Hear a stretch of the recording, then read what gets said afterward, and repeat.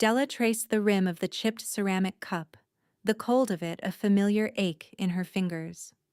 Outside her lean-to, the wind of the redemption territories scraped dust against the patched canvas walls, a sound like a constant, weary sigh. It was the only home she and her son Samuel had. A forgotten corner of a town that had not yet decided if it wanted them. Her husband's grave was 1,000 miles back, on a trail that had taken everything but her breath, and the small, silent boy who watched her with his father's eyes. She worked laundry for the saloon, her hands perpetually raw from lye soap and shame, earning just enough for flour and beans, and the occasional strip of jerky Samuel would chew on for an hour, making it last. She was a widow, a ghost in a dusty town, a woman whose presence was noted only by the clean shirts on other women's men. The talk in town, carried on the same wind that worried her canvas roof, was of Asa's stallion. Asa, a man whose name was spoken with the same mix of fear and respect reserved for thunderstorms and rock slides. He owned the valley, the river that ran through it, and every soul who drew a wage from his vast ranch. And he owned a stallion, black as a starless night, named Midnight. A cougar had tried to take the horse, and now Midnight had a wound that would not close. A deep, weeping gash on his flank that festered despite the best efforts of Dr. Hemlock, a man whose confidence far outstripped his skill. The doctor used powders and salves, speaking in loud, important tones about infection and contamination, but the wound only grew angrier, the skin around it hot and swollen. Asa, they said, was turning as grim and ragged as the wound itself. Della heard the ranch hands talking low in the mercantile, their faces shadowed under the brims of their hats. "The fever's taken him," one said. "The doc says there's not more to be done." Another spat a stream of tobacco juice into the dust. "Boss ain't slept in 3 days, just stands in that stall, watching him die." Della clutched the small sack of flour to her chest. She thought of her grandmother, a woman whose hands always smelled of chamomile and earth. She remembered poultices made of comfrey and yarrow, and the sticky golden magic of honey, reserved for wounds that God himself seemed to have forsaken. It was a fool's hope, a woman's nonsense against a doctor's science, but she saw the stallion in her mind, a magnificent creature brought low, and felt a pang of kinship. She left Samuel with the mercantile owner's wife, a kindness bought with the promise of mending a week's worth of clothes. Then she walked. She walked out of the huddle of buildings that called itself Redemption and onto the long, dusty road that led to Asa's ranch. The sun beat down, and the scale of his land was an intimidation tactic in itself. Fences stretched to the horizon. Cattle moved like a slow brown river in the distance. The main house was a fortress of timber and stone, watching her approach with blank, glassy eyes. She did not go to the house. She followed the scent of horse and hay and sickness to the long, low barn. The air inside was thick with the animal sweat of fear and pain. In the largest stall, the black stallion stood, head hung low, his coat matted and dull. The wound was worse than the whispers had described. It was a raw, gaping mouth on his powerful flank, oozing a pale, foul-smelling fluid. And beside him, a statue carved from granite and fury, stood Asa. He was taller than she had imagined, broader. The grief and rage coming off him were a physical heat. He didn't turn when she approached, his focus entirely on the dying animal. His face was all harsh lines and shadow, a map of some old, deep loss she recognized instantly. Della stopped a respectful distance away, her hands clasped in front of her. She waited. The silence stretched, broken only by the stallion's labored breathing and the buzz of flies. Finally, Asa seemed to feel her presence. He turned his head slowly, his eyes pale and cold as a winter sky. They took in her worn dress, her dusty boots, the poverty that clung to her like a second skin. His gaze was a dismissal. "The house is up the way if you're looking for a handout," he said, his voice a low rumble of gravel. "I've got no work for you." Della did not flinch. She had been looked through by better men, and worse. She met his gaze, her own steady and clear. "I'm not looking for work, mister." Her voice was quiet, but it carried in the heavy air. "I came about the horse." A muscle jumped in his jaw. "Dr. Hemlock is handling it." The words were a slammed door. "The doctor is killing him," she said, the truth of it plain and sharp. She saw the flash of anger in his eyes, but she pressed on before he could throw her out. "The powder he uses seals the poison in. It needs to breathe. It needs to be clean." She took a small, brave step closer. "I can help him. I need honey and a clean cloth." He stared at her as if she'd grown a second head.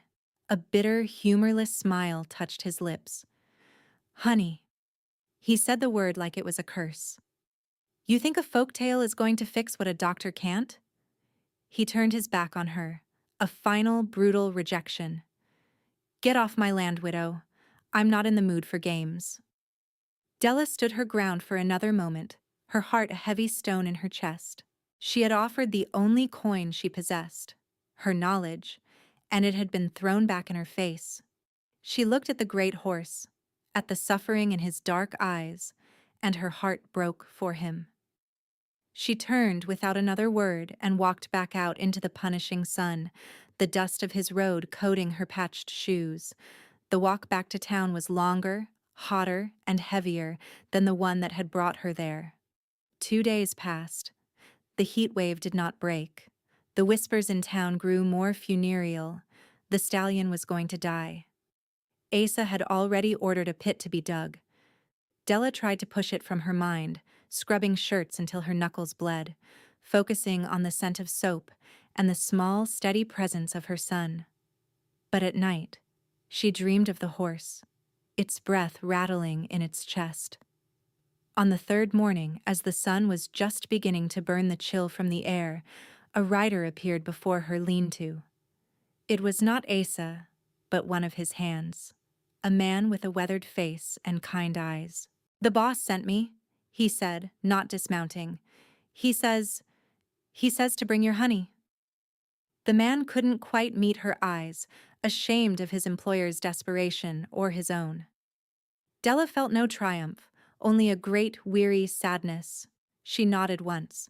She packed a small satchel with a jar of precious honey she'd traded for mending, a roll of clean linen torn from her own spare chemise, and a bundle of dried yarrow leaves. She took Samuel by the hand and followed the rider back to the ranch, this time sitting in the bed of a buckboard wagon that had been sent for her. The journey was faster, but no less intimidating. This time, when she walked into the barn, it felt like walking into a wake. Asa was there, looking like a man who had been hollowed out from the inside. The stallion was down, lying on its side in the thick straw, its breath coming in ragged, shallow pants. The smell of death was a cloying sweetness in the air. He didn't look at her. He just gestured toward the horse with a jerk of his chin. "Do what you can," he said, his voice flat and dead. "It makes no difference now." He walked out of the barn, unable to watch. Della knelt in the straw beside the massive animal. Samuel stood near the doorway, a small, still shadow. She spoke softly to the horse, her voice a low murmur, the way her grandmother had taught her. She told him he was strong, that the pain would pass, that the coolness was coming. She sent the ranch hand, Jed, for a bucket of warm water and another of cool. First, she cleaned the wound. Gently, patiently, she washed away the doctor's powders and the festering pus, revealing the angry, inflamed flesh beneath. The horse groaned, its skin twitching, but it did not fight her. It was as if he sensed her intent was to soothe, not to harm. She brewed the yarrow leaves in the warm water, creating a bitter-smelling tea to cleanse the wound one last time. Then, she took a clean strip of linen, dipped it in the honey, and laid it directly onto the open gash. The honey was thick and golden, a balm of pure sunlight. She spread it carefully, covering every part of the raw flesh.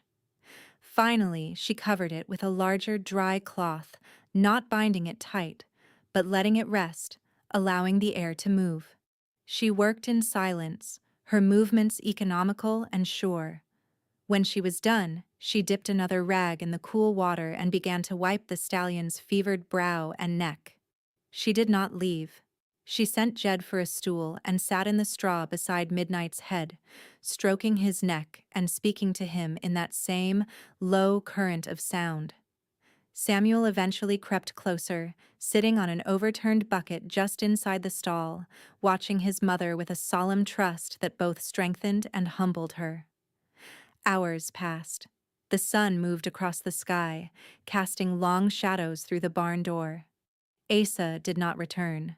Della stayed, changing the cool cloths, murmuring her reassurances. She did not know if she was healing the horse or simply comforting it as it died. Just before dusk, the stallion shuddered. A long, deep sigh rattled through its massive frame. It lifted its head, just an inch, and its dark, liquid eye fixed on her. The film of fever seemed to have receded. It took a breath, then another, and this time they were deeper, steadier. She laid a hand on its neck. The violent heat was gone. It was still warm, but it was the warmth of life, not of fire. That was when Asa returned. He stood in the doorway, silhouetted against the fading light, and for a long moment, he said nothing. He simply looked at the horse, whose head was now resting in the straw, but whose eyes were open and aware. He looked at Della, her dress stained with grime and her face etched with exhaustion, still sitting vigil. He looked at the small boy asleep on the bucket, his head pillowed on a sack of grain. "Jed will show you to the old line shack," he said, his voice rough, stripped of its earlier hostility and left with something she couldn't name. "You can stay, until he's on his feet." He turned and left before she could answer. It was not an offer of kindness. It was a transaction, her skill in exchange for shelter. But for Della and her son, it was the first rung on a ladder out of a deep, dark pit. The shack was small, just one room with a cot, a cold stove, and a leaky roof, but it had 4 solid walls and a door that locked. That night, for the first time in a year, Della slept without the fear of the wind tearing her world apart. The days that followed fell into a quiet rhythm. Each morning, Della would tend to Midnight. She kept the wound clean and coated in honey. The angry swelling subsided, and healthy pink tissue began to knit the edges of the gash together. The horse regained its strength with a speed that amazed the ranch hands and silenced their skepticism. He began to follow Della with his eyes, to nicker softly when she approached. He would rest his great head on her shoulder while she worked, a gesture of profound trust that did not go unnoticed. Asa kept his distance. Della would see him sometimes, watching from the fence line or the door of the smithy, his face unreadable. He never spoke of the horse's recovery, never offered a word of thanks. But she would find things on her porch in the morning. A bucket of fresh milk still warm from the cow. A stack of firewood, neatly cut and taller than she was. A sack of potatoes, their skins still crusted with rich, dark earth. He never acknowledged the gifts. They simply appeared, offerings left at the shrine of his own unspoken gratitude.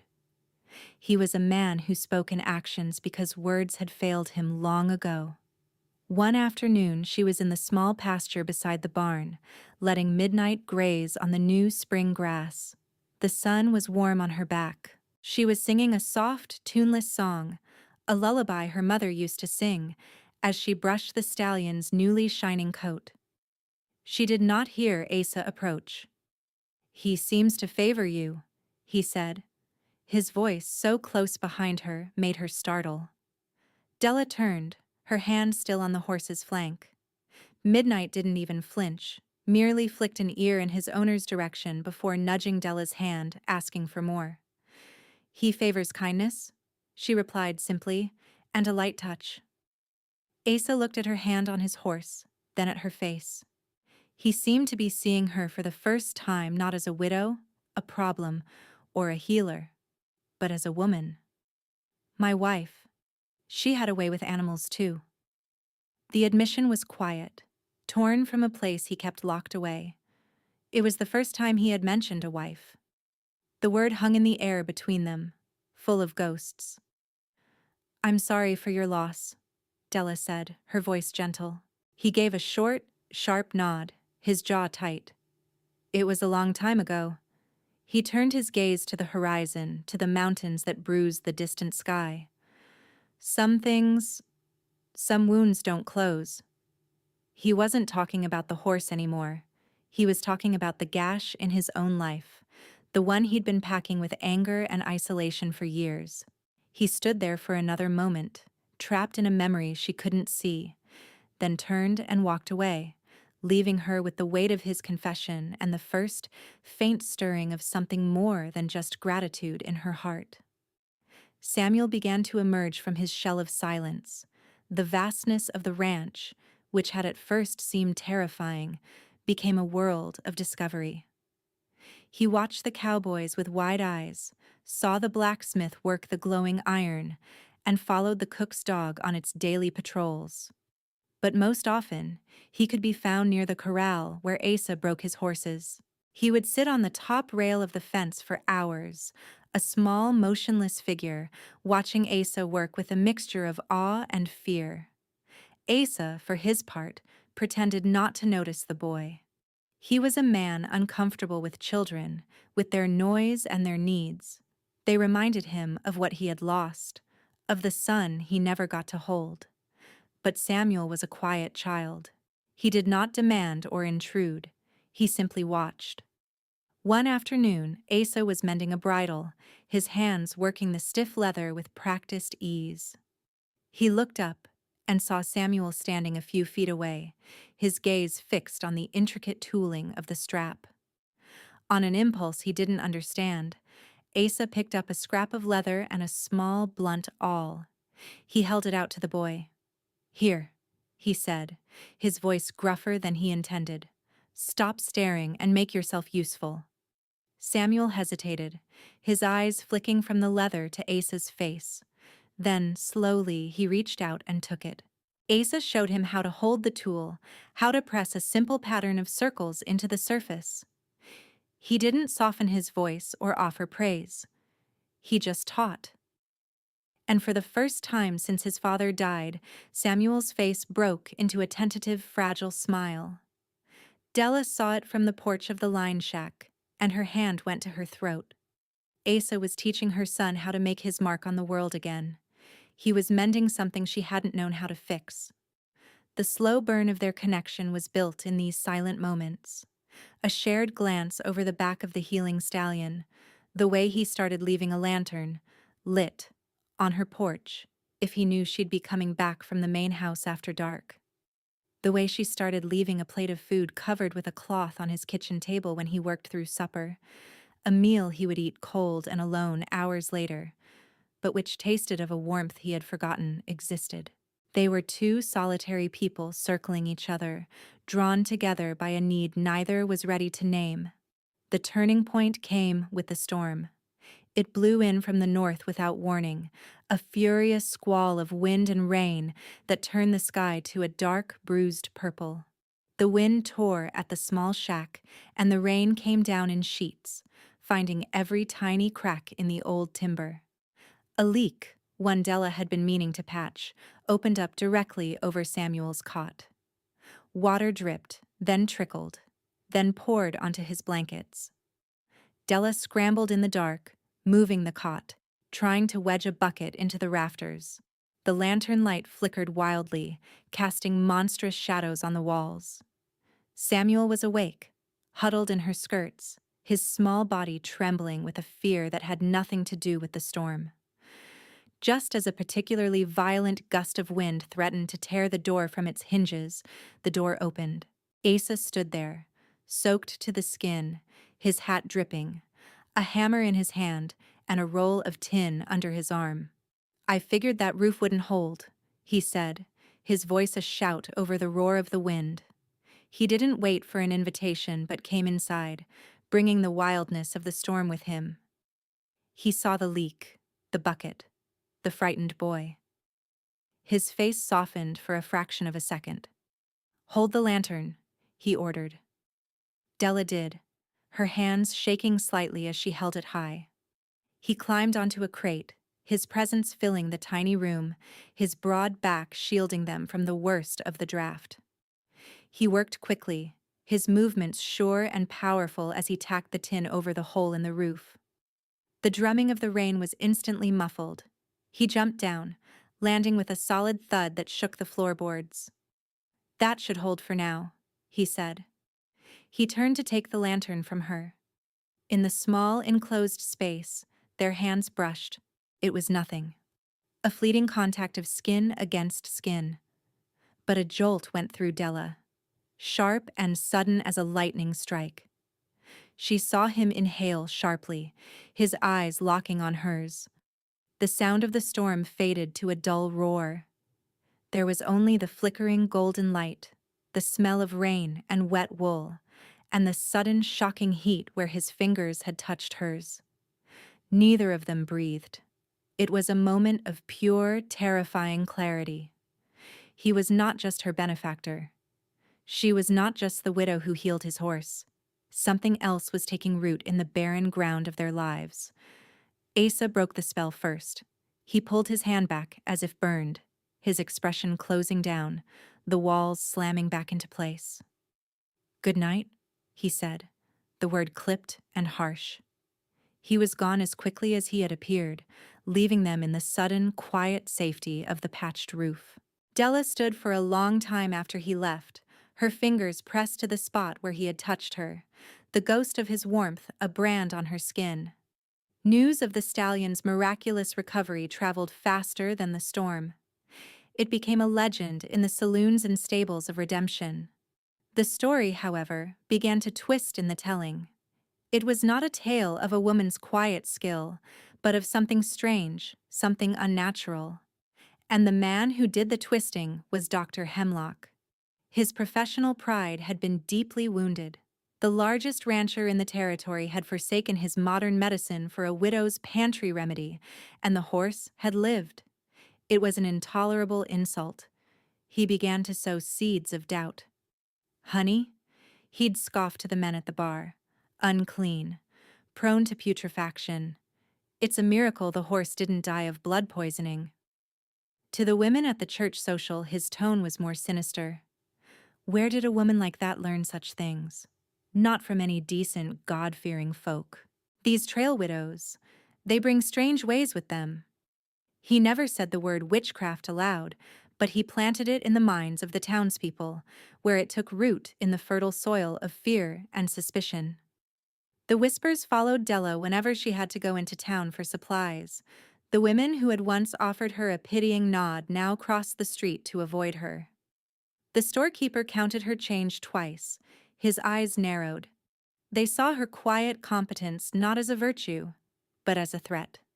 She was an outsider who had gained the protection of the most powerful man in the valley, and their jealousy curdled into malice. She was living on his land, in his shack. The nature of her arrangement with Asa was the subject of lurid speculation. Della felt the change like a drop in temperature. She tried to ignore it, to focus on her work, on Samuel, on the fragile peace she had found. But the isolation was a cold weight. She had been a ghost before, now she was a pariah. The pressure mounted on Asa as well. His foreman Jed pulled him aside one day. "People are talking, boss," he said, his face troubled. "The doc is stirring up trouble, saying that Della woman ain't right." "Let them talk," Asa growled, his anger a low fire. Her not-right methods saved a horse he was ready to bury. "It ain't just the horse anymore," Jed insisted. "They're talking about you, about her living out here. It ain't proper." The accusation struck a nerve. Asa valued his name, his reputation. He had built his world on a foundation of control and unquestioned authority. The town's gossip was a crack in that foundation. He began to see the way men looked at him in the saloon, the way women whispered behind their hands when he rode past. They were judging him, and he hated it. He hated the vulnerability of it. He hated that this woman, with her quiet ways and steady hands, had somehow exposed him to this. The need he was beginning to feel for her presence, for her calm, terrified him. It was a weakness, a chink in his armor, and his first instinct was to seal it shut. The confrontation came on a Saturday, in the middle of town. Dr. Hemlock saw his chance. Asa was tying his horse to the rail outside the mercantile when the doctor approached him, his face puffed up with self-righteousness. Several townspeople stopped to watch. "Mr. Asa," the doctor began, his voice loud enough for everyone to hear. "As the physician responsible for the health of this community, I must formally advise you. The woman you are harboring on your property is a danger. Her practices are unsanitary, and her origins are unknown. For the good of the town, for the protection of decent folk, you must send her away." It was a public challenge. The doctor was using the town's fear to corner him. Asa stood there, his hand on the hitching rail, the eyes of the town on his back. He thought of Della's gentle hands on his horse. He thought of her son's smile. He thought of her face in the lantern light, so close to his. And then he thought of his name, his control, the impenetrable fortress he had built around his heart. The old habit of survival, of cutting off anything that could hurt him, was too strong to break. He looked at Dr. Hemlock, his face a cold, hard mask. "I'll handle my own affairs," he said, his voice dangerously quiet. He untied his horse and rode out of town, leaving the doctor with a smug, victorious smile. Asa had not defended her. He had not defended himself. He had simply retreated. And in that retreat, the decision was made. He rode back to the ranch with a cold knot in his stomach. The sun felt too bright, the air too thin. He was doing the sensible thing, the only thing. He was restoring order. He was cutting out the infection before it could spread. He was a man who knew how to deal with wounds. He found Della by the creek, showing Samuel how to skip stones across the water. She looked up as he approached, a smile on her face. The smile faltered and died when she saw his expression. He looked like the man she had first met in the barn, a stranger made of ice and stone. "The stallion is healed," he said, without preamble. His voice was flat, devoid of all emotion. "You've done what I asked." He reached into his coat and pulled out a leather pouch. He tossed it to her. It landed in the soft dirt at her feet with a heavy clink of coin. "That's more than fair payment. The stage leaves on Tuesday. You and the boy should be on it." Della stared at the pouch, then up at his face. She searched for something, anything, a flicker of regret, a hint of sorrow. There was nothing. Only the cold, hard wall he had rebuilt, stronger than ever. The space between them, once filled with unspoken things, was now a desolate wasteland. She had been a stray he'd taken in, a tool he'd used. Now the tool was no longer needed. The stray was being turned out. She felt the blood drain from her face, but her pride was a stiff, straight spine inside her. She would not beg. She would not weep. Not in front of him. She bent down and picked up the pouch. "Thank you, Mr. Asa," she said, her voice a reedy whisper. "For your generosity." She took Samuel's hand, a hand that had finally started to relax in this place, and led him back toward the line shack that she had, for a few short weeks, foolishly started to think of as home. Asa watched her walk away. He had done it. He had protected himself. He had cut the cord. He turned and walked back to his big, empty house, the silence of it rushing in to meet him. He had won.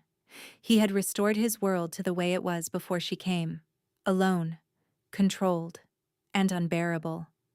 The victory tasted like ash in his mouth. For 2 days, a funereal quiet settled over the ranch. Della packed her few meager belongings into a single carpet bag. She scrubbed the line shack from top to bottom, leaving it cleaner than she had found it. She worked on autopilot, her heart a numb, aching void. Samuel seemed to shrink back into himself, the light that had just begun to dawn in his eyes extinguished. He understood. They were leaving. Home was not a place, but a temporary state of being, always ending. On the last night, a frantic pounding shook her door. Della opened it to find Jed, the foreman, his face pale with terror in the moonlight.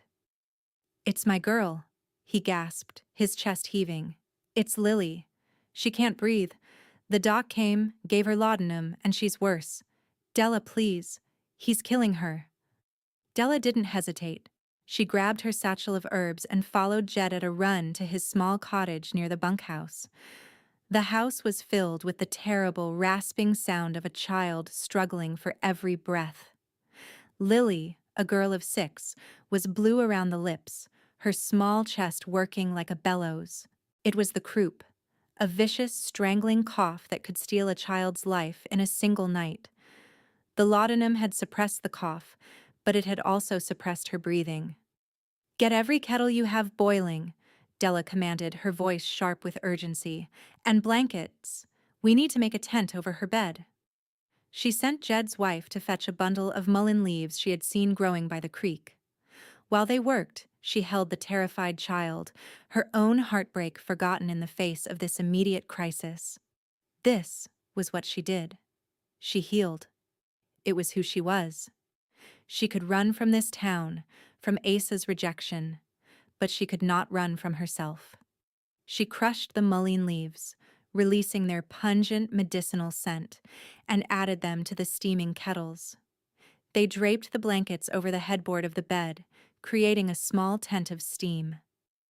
Della sat inside it with Lily, holding the child in the warm, moist, medicated air, speaking to her in a low, soothing voice. She held her for hours as the steam loosened the tightness in her chest, as the terrible rasping slowly eased into a true, productive cough. Color began to return to the little girl's cheeks. Her breathing, though still ragged, was deep and clear. By dawn, Lily was asleep, breathing peacefully for the first time all night. Della had saved her. She had defied the doctor, defied the town, defied the order to be gone, and she had saved a life. Asa had spent the night pacing his silent house like a caged animal. The quiet was a physical thing, pressing in on him, suffocating him. Every corner of the house reminded him of what he had thrown away. He saw her face in the firelight. He heard her soft voice in the sigh of the wind. He had made his choice, the strong, sensible choice, and it had broken him. At dawn, one of the hands came to the house. "Boss, you better come. It's Jed's girl. She nearly died. The widow. Della. She's over there. They say she saved her." The word struck Asa like a physical blow. She was still here.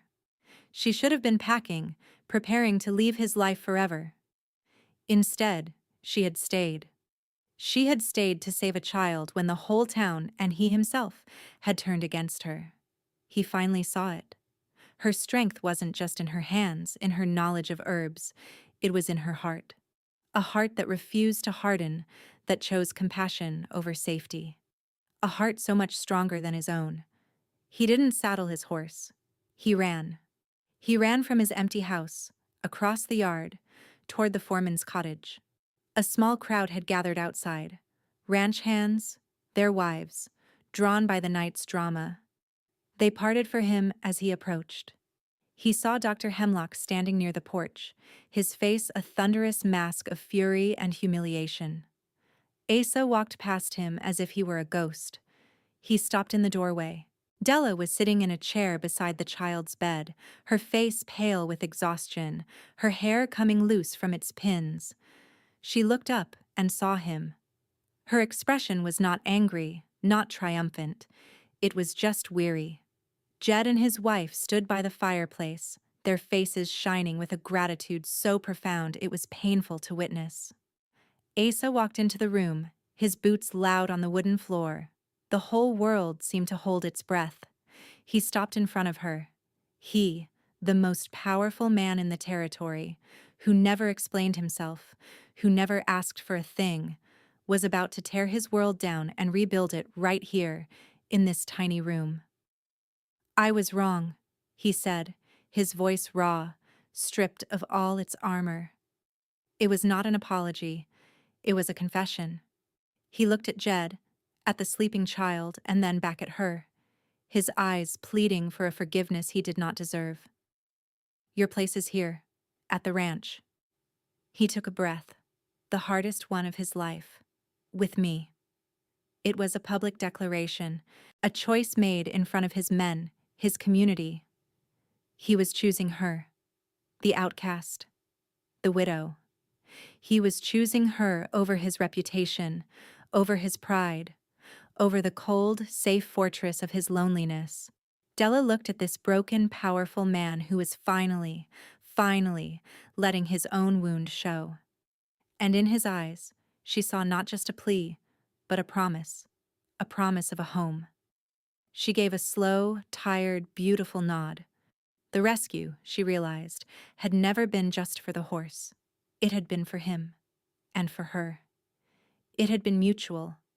6 months later, the autumn sun slanted low across the valley, painting the grasslands in shades of gold and amber.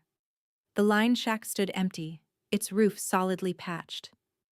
Della stood on the porch of the main house, her house now, watching Samuel ride a small pony in the corral. Asa was beside him, not leading the pony, but walking alongside, his hand resting gently on the boy's back, his voice a low, encouraging rumble. Samuel's laughter, a sound Della had thought she might never hear again, echoed in the crisp air. Midnight grazed peacefully in the pasture, his black coat gleaming. A long silver scar marked his flank, a testament to a wound that had, against all odds, closed. Della ran a hand over the pots of herbs that now lined the porch railing, chamomile, yarrow, and mullein, their leaves green and thriving. She had brought life back to this place, to its animals and its people. Asa finished the lesson and walked up the steps to the porch. He didn't say anything. He simply came to stand behind her, resting his hands on her shoulders. She leaned back against his solid warmth, a feeling that had become as necessary to her as breathing. He had shown her the grave on the hill, the one marked with his wife's name, Sarah. He had spoken of his guilt, of the child they lost, and she had listened, her presence a balm on a wound that had festered for years. She, in turn, had told him of her husband, of the hope they'd had, and the crushing grief of the trail.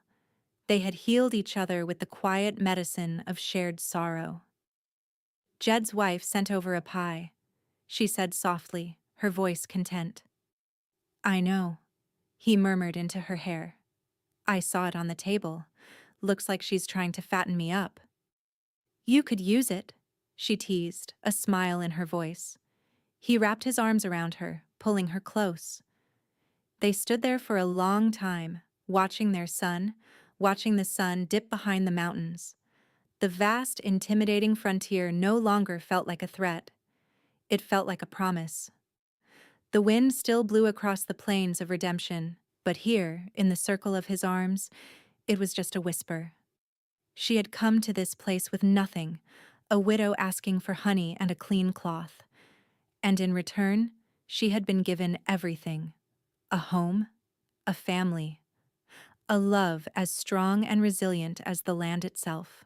She had found her place, not just on the ranch, but in the closed-off heart of the man who owned it. And his heart, like his stallion's wound, was finally, blessedly, closed and healed.